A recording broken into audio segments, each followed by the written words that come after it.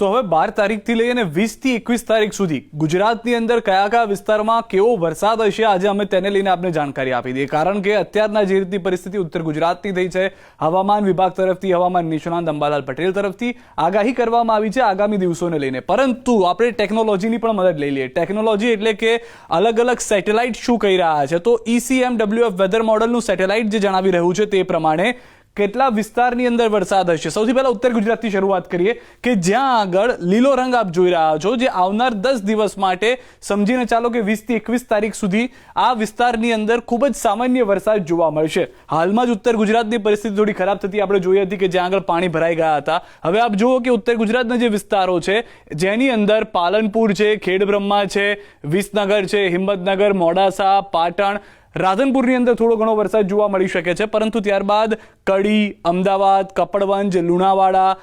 ધાંગધ્રા વઢવાણ મોરબી એટલે કે મધ્ય ગુજરાત ઉત્તર ગુજરાતના થોડો ઘણો વિસ્તારમાં વરસાદ જેટલો આ પીળો ભાગ જોઈ રહ્યા છો જ્યાં આગળ સામાન્ય 2 થી 3 ઇંચ કુલ 10 દિવસની અંદર પડી શકે છે ઉત્તર ગુજરાતના વિસ્તારોની પણ એ રીતની પરિસ્થિતિ અને સૌરાષ્ટ્રના વિસ્તારોની પણ એ જ રીતની પરિસ્થિતિ જોવા મળી રહી છે સૌરાષ્ટ્રની અંદર આપ જુઓ તો દક્ષિણ સૌરાષ્ટ્રના જે વિસ્તારો છે જેમાં ભાવનગર છે તળાજા છે રાજુલા છે જુનાગઢ કેશોદ વેરાવળ આ વિસ્તારો થોડા યલો ઝોનની અંદર જોવા મળી રહ્યા છે જેનો મતલબ એ છે કે આ વિસ્તારોની અંદર પણ 10 દિવસની અંદર સરેરાશ 3 ઇંચ જેટલો વરસાદ જોવા મળી શકે છે 2 થી 3 ઇંચ જેટલો વરસાદ મધ્ય ગુજરાતમાં પણ વડોદરા છે દાહોદ છે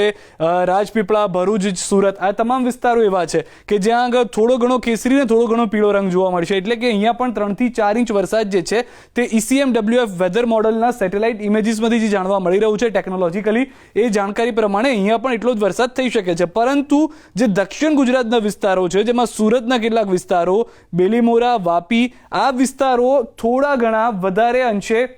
વરસાદ પ્રભાવિત જોવા મળશે ECMWF વેધર મોડલ પ્રમાણે આ વિસ્તારોમાં 10 દિવસની અંદર 7 થી 8 ઇંચ વરસાદ જોવા મળી શકે છે પરંતુ આજે આગામી 10 દિવસની આપણે વાત કરી રહ્યા છે તેમાં આપણે ECMWF એક મોડલ જોયું હવેનું બીજું એક વેધર મોડલ જોઈએ જે છે GFS weather model GFS weather model થોડું અલગ કહી રહ્યું છે તેના કહેવા પ્રમાણે વરસાદ જે છે તે ઉત્તર ગુજરાતમાં પણ સારો જોવા મળશે જેમ કે પાલનપુર ખેડબ્રહ્મા અને વિસનગરની વચ્ચે આપ જોશો તો કેસરી અને પીળો રંગ જોવા મળી રહ્યો છે એનો મતલબ કે અહીંયા થોડો ઘણો સારો વરસાદ 3 થી 4 ઇંચ 10 દિવસની વચ્ચે જોવા મળી શકે છે ત્યારબાદ આપ જોશો તો મોડાસા લુણાવાડા વચ્ચે અને ગોધરા દાહોદ વચ્ચે આપ જુઓ તો ગુલાબી રંગ જોવા મળી રહ્યો છે જેનો મતલબ એ છે કે અહીંયા આગળ 7 થી 8 ઇંચ વરસાદ જોવા મળી શકે છે ન ફક્ત તેટલું પરંતુ તેની સાથે આપ જાઓ તો મધ્ય ગુજરાતમાં વડોદરા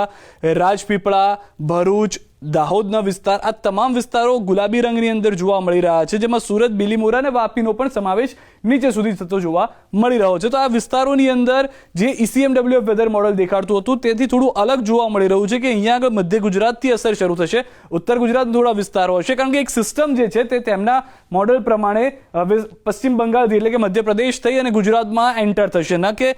સામાન્ય રીતે મહારાષ્ટ્રથી થતી હોય છે અથવા તો દરિયામાંથી સિસ્ટમ આવતી હોય છે સૌરાષ્ટ્રના વિસ્તારોને અસર કરતી હોય છે સૌરાષ્ટ્રના વિસ્તારોને પણ થોડી ઘણી અસર જોવા મળશે તેટલી ભારે અસર જોવા નહીં મળે જેમાં પણ સૌરાષ્ટ્રના જે દરિયા કિનારાના વિસ્તારો છે ઉત્તર ગુજરાતની અંદર ભરૂચની અંદર કચ્છની અંદરના જે વિસ્તારો છે ત્યાં આગળ થોડી ઘણી અસર જોવા મળી શકે છે તો જે આગામી 10 દિવસ છે તેના માટેની આ પરિસ્થિતિ છે પરંતુ નવરાત્રી માટે ખેલૈયાઓ માટે અમે આપની પાસે લઈને આવ્યા છીએ એક મહત્વની જાણકારી કે ખેલૈયાઓને 21 તારીખથી લઈ અને 25 તારીખની વચ્ચે કેવી પરિસ્થિતિ હશે આમાં પકડીને ચાલો કે 22 તારીખથી આપણી નવરાત્રી શરૂ થઈ રહી છે તો 22 થી 25 ની વચ્ચે કેટલાક વિસ્તારોમાં વરસાદ જોવા મળશે અને આ વિસ્તારોની અંદર અમે આંકડા સાથે આપને જણાવી રહ્યા છીએ કે કેટલા ઇંચ વરસાદ થઈ શકે છે આ જે છે તે છે ECMWF વેધર મોડલ કે જેના પ્રમાણે આ 4 દિવસ દરમિયાન જે વરસાદ છે તે દક્ષિણ ગુજરાતના વિસ્તારોમાં જોવા મળી શકે છે કારણ કે મહારાષ્ટ્રમાં વરસાદ થયેલો છે જેમ કે વલસાડની અંદર 2 ઇંચ જેટલો વરસાદ આ 4 દિવસ દરમિયાન જોવા મળી શકે છે ન ફક્ત તેટલું સુરત આપ જોશો તો સુરતમાં પણ 2 ઇંચ જેટલો વરસાદ દેખાડવામાં આવી રહ્યો છે આ 22 થી 25 4 દિવસ દરમિયાન ત્યારબાદ વડોદરામાં પણ આપ જોશો તો 1 ઇંચ જેટલો વરસાદ જે છે તે જણાવવામાં આવી રહ્યો છે ભાવનગરની અંદર 1 ઇંચ જેટલો વરસાદ થઈ શકે છે ઉનામાં પણ 2 ઇંચ જેટલો વરસાદ જોવા મળી રહ્યો છે. તો જુનાગઢ, અમદાવાદ, મહેસાણા બધી જગ્યાએ છૂટોછવાયો વરસાદની શક્યતાઓ પૂરેપૂરી જોવા મળી રહી છે. જો આપ પાસ ખરીદી અને જઈ રહ્યા છો તો આ તમામ વિસ્તારના લોકોએ ખાસ ધ્યાન રાખવાની જરૂર છે. જેમ કે મહેસાણા છે, પાલનપુર છે, એ વિસ્તારોની અંદર પણ વરસાદની શક્યતા દેખાડવામાં આવી રહી છે. અને અંબાલાલ પટેલ તરફથી પણ એ આગાહી સ્પષ્ટ કરવામાં આવી છે કે દિવાળીમાં પણ આ વખતે વરસાદ આવી શકે, જે સિસ્ટમ પેદા થવાની છે તેના કારણે. હવે અહીંયા આગળ જે ECMWF વેધર મોડલ છે તેની કરતાં અમે બીજું એક મોડલ પસંદ કર્યું, જે છે GFS મોડલ. હવે GFS મોડલ પ્રમાણે તેની જે સેટેલાઇટ ઇમેજીસ છે તેની જે મદદ મળી રહી છે સેટેલાઇટથી, તે પ્રમાણે 22 થી 25 તારીખ દરમિયાન વલસાડમાં 4 દિવસમાં 4 ઇંચ જેટલો, 3.5 થી 4 ઇંચ જેટલો વરસાદ જોવા મળી શકે છે. સુરતમાં પણ 2 ઇંચ જેટલો પૂરેપૂરો વરસાદ જોવા મળી શકે છે.